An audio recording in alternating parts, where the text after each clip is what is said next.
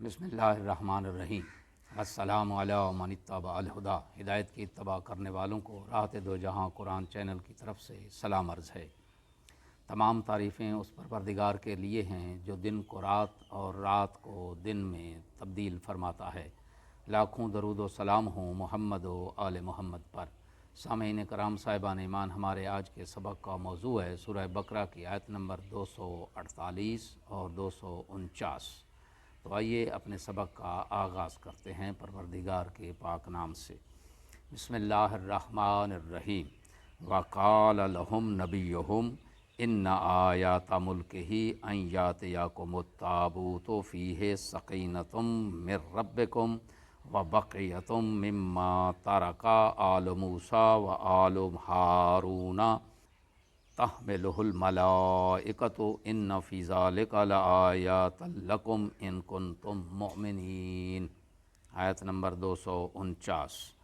فلما فصل طالوت بالجنود قال ان اللہ مبتلیکم بنہر فمن شرب منہ فلیس منی ومن لم یطعمہ فانہ منی الا من اغترف غرفۃ بیدہ فشاربوا منہ الا قلیلا منہم فلما جاوزہ هو والذین آمنوا معہ قالوا لا طاقۃ لنا اليوم بجالوت وجنودہ قال الذین یظنون انہم ملاقو اللہ کم من فئۃ قلیلۃ غلبت فئۃ کثیرۃ بإذن اللہ واللہ مع الصابرین۔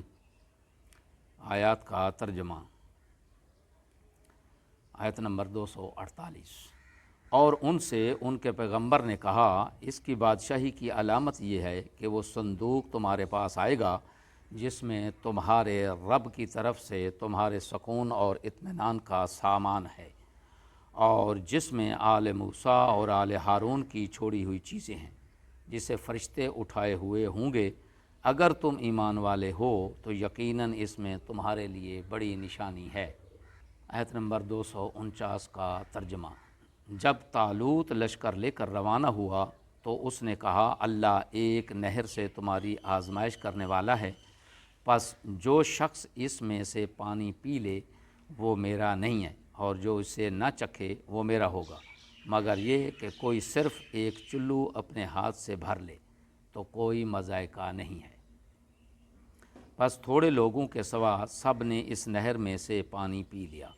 بس جب طالوت اور اس کے ایمان والے ساتھی نہر کے پار ہو گئے تو انہوں نے طالوت سے کہا آج ہم میں جالوت اور اس کے لشکر کا مقابلہ کرنے کی طاقت نہیں ہے، مگر جو لوگ یہ یقین رکھتے تھے کہ انہیں خدا کے روبرو ہونا ہے وہ کہنے لگے بسا اوقات ایک قلیل جماعت نے خدا کے حکم سے بڑی جماعت پر فتح حاصل کی ہے، اور اللہ صبر کرنے والوں کے ساتھ ہے۔ آیات کی تفسیر۔ سب سے پہلے تابوت کا تذکرہ۔ بنی اسرائیل اسے عہد کا صندوق بھی کہتے تھے۔ ایک جنگ میں فلسطینی مشرکین نے بنی اسرائیل سے یہ تابوت چھین لیا تھا۔ اس صندوق کی یا اس تابوت کی بنیادی خصوصیت یہ تھی کہ اس میں آل موسیٰ اور آل ہارون کے باقی ماندہ تبرکات رکھے ہوئے تھے۔ تواریخ اور احادیث کے مطابق اس صندوق کی چند ایک خصوصیات تھیں۔ ان میں سے پہلی یہ تھی کہ حضرت موسیٰ علیہ السلام کی والدہ ماجدہ نے حضرت موسیٰ علیہ السلام کو اسی صندوق میں رکھ کر بہا دیا تھا، اور دوسری خصوصیت اس میں یہ تھی کہ اس میں وہ تختیاں موجود تھیں جو طور سینا میں اللہ تبارک و تعالیٰ نے حضرت موسیٰ علیہ السلام کو عنایت فرمائی تھی۔ اور تیسری خصوصیات یہ تھی کہ حضرت موسیٰ علیہ السلام کا عصا اسی صندوق میں تھا، اور آخری خصوصیت اس میں یہ تھی کہ حضرت موسیٰ علیہ السلام کی ذرا بھی اسی صندوق میں موجود تھی۔ چنانچہ یہ صندوق بنی اسرائیل کے لیے نہایت متبرک تھا، اور وہ اسے فتح اور نصرت کی علامت سمجھتے تھے۔ جب یہ ان کے ہاتھ سے چھن گیا تو وہ پست ہمت ہو گئے اور ہمت ہار بیٹھے۔ فرشتوں کی حفاظت کا جو تذکرہ آیت میں ہوا ہے وہ یہ ماجرا تھا کہ مشرکین اس صندوق کو جس شہر میں رکھتے تھے وہاں وبائیں پھوٹ پڑتی تھیں۔ خوف کی وجہ سے انہوں نے اسے ایک بیل گاڑی پہ رکھ کر اسے ہانک دیا۔ خدا نے فرشتوں کو حکم دیا کہ وہ ان بیلوں کو شموئیل جو اس زمانے کے نبی تھے ان کے شہر کی طرف ہانک کر لے جائیں۔ یہ واقعہ اس وقت رونما ہوا جب طالوت کو بنی اسرائیل کا بادشاہ بنایا گیا تھا۔ صندوق کے واپس آنے سے بنی اسرائیل کو تقویت حاصل ہوئی، ان کے پست حوصلے بلند ہو گئے۔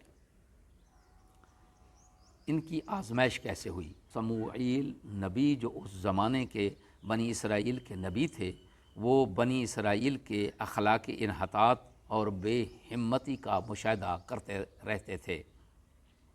جنگجو اور بیکار افراد میں امتیاز کے لیے ایک آزمائش تجویز کی گئی۔ خشک صحراؤں میں سفر کے بعد جب وہ ایک نہر کے پاس پہنچے تو لشکر سے کہا گیا کہ اس نہر سے سیراب ہو کر پانی نہ پیا جائے۔ یہ اس لیے آزمائش ہوئی کہ اللہ کے حکم کو کون مانتا ہے اور کون اس سے اجتناب کرتا ہے۔ تو اس لیے یہ آزمایا گیا کہ جو لوگ اگر پانی نہیں پئیں گے تو وہ اللہ کے راستے میں لڑ سکیں گے، لیکن جو لوگ اگر تھوڑا سا پانی نہ پینے پہ صبر نہ کر سکیں تو وہ میدان جنگ میں کیسے اپنی جان کی بازی لگا سکتے ہیں۔ آخر میں دعا ہے کہ خداوند عالم ہمیں کلام پاک کو سمجھ کر پڑھنے اور اس میں تدبر کرنے اور تأمل کرنے اور اس پر عمل کرنے کی توفیق عظیمہ عنایت فرمائے۔ وآخر دعوانا ان الحمد للہ رب العالمین۔